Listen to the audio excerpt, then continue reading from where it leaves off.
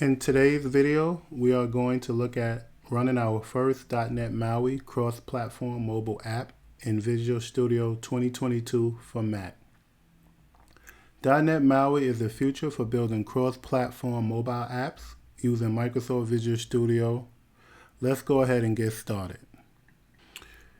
First thing we want to do is open our Visual Studio 2022 for Mac and click on New.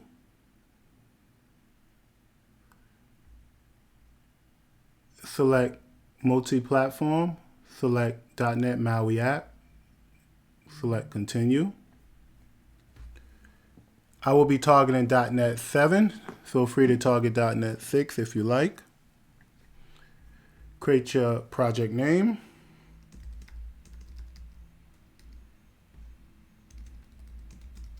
MAUI. And you can go ahead and leave everything the way it is, configured, and click create.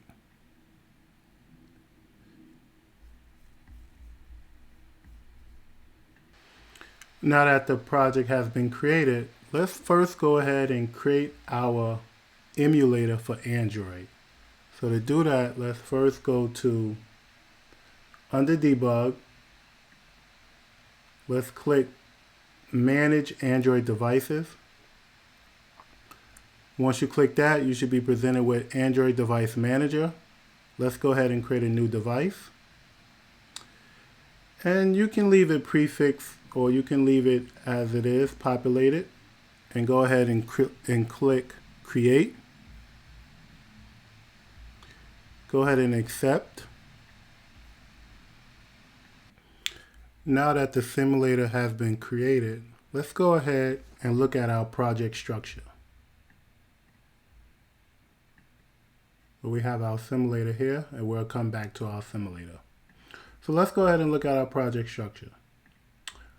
So first thing you'll see is our dependencies, and these mainly are our NuGet packages. And as you can see, the dependency folder is separated out by, I would say, platform types: Android, iOS, Mac Catalyst. Let's go ahead and look at the platform. So now, if you are familiar with Xamarin Forms, you will know that previously in Xamarin Forms, you would have 3 projects in your one cross-platform project, which would include an Android project, an iOS project, as well as a shared project with your views or view models, etc. But in .NET MAUI, basically, they combined it all into one project. And as you can see, you have these platforms that include for Android. Android has the manifest. iOS has the info plist. Android has a main activity and a main application. And iOS, as you may know, has the app delegate. And then it has its program.cs file. So let's take a look at program.cs. And that's basically the main entry to the iOS app. So if you're familiar with iOS development, this should look familiar to you. Now, let's go ahead and look at properties. Nothing major in properties, just a launch settings.js. Now let's look at resources. Now, again, as I mentioned, if you have experience in Xamarin Forms, you would know that the resources would be kept in each individual platform project. In this case, with MAUI, you have one app icon folder where you put your app icons. You have a font folder where you can add your custom fonts that will be shared across both platforms. No more needing to add custom fonts to each individual platform. Now you can just have it in one centralized location. Same as images. Same as RAW. RAW would consist of videos, audio, and I believe that's the main two that you would have in raw.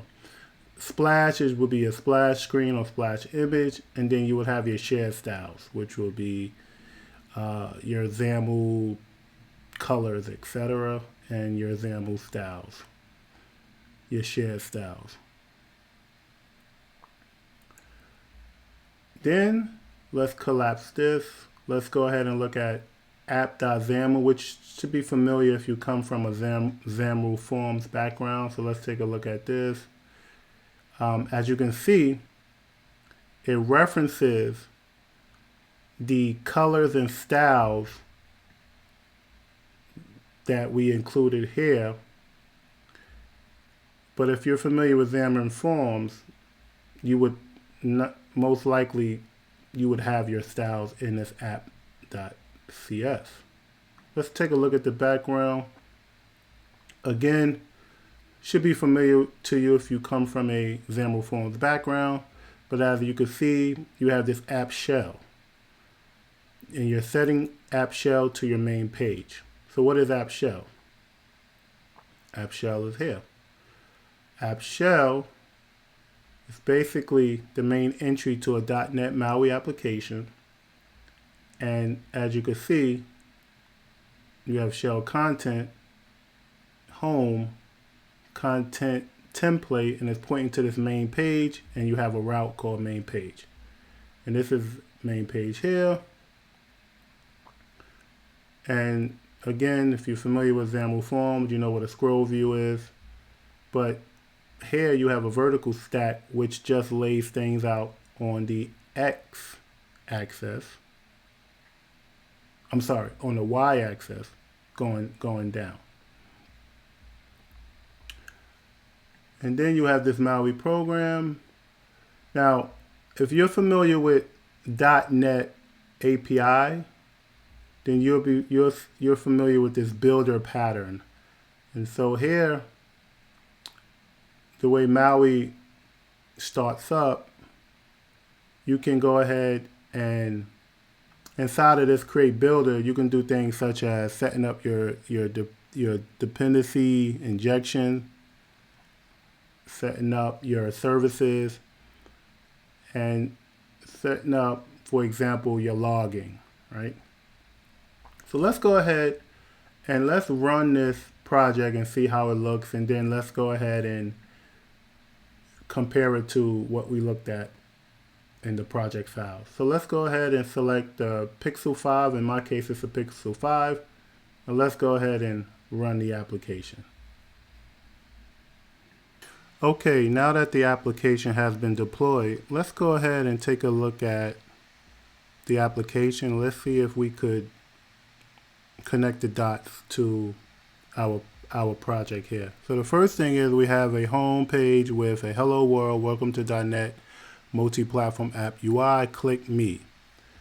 So if we go back to our shell, app shell, you will see that when a page loads, you have a title home, you have home, and then you have a content template, which is a template for the content that will go here. And that is pointing to main page, and route is equal to main page. And route just means if you was navigating to this page, the route would be main page. So now let's look at main page. So main page has a scroll bar. It has a scroll view. Let me hold on. Okay. Then it has a vertical stack layout, which goes on the y-axis down, and you have spacing of 25, and then you have padding of 30, and then you have center. So this vertical stack is centered. Then you have the image, which is this image.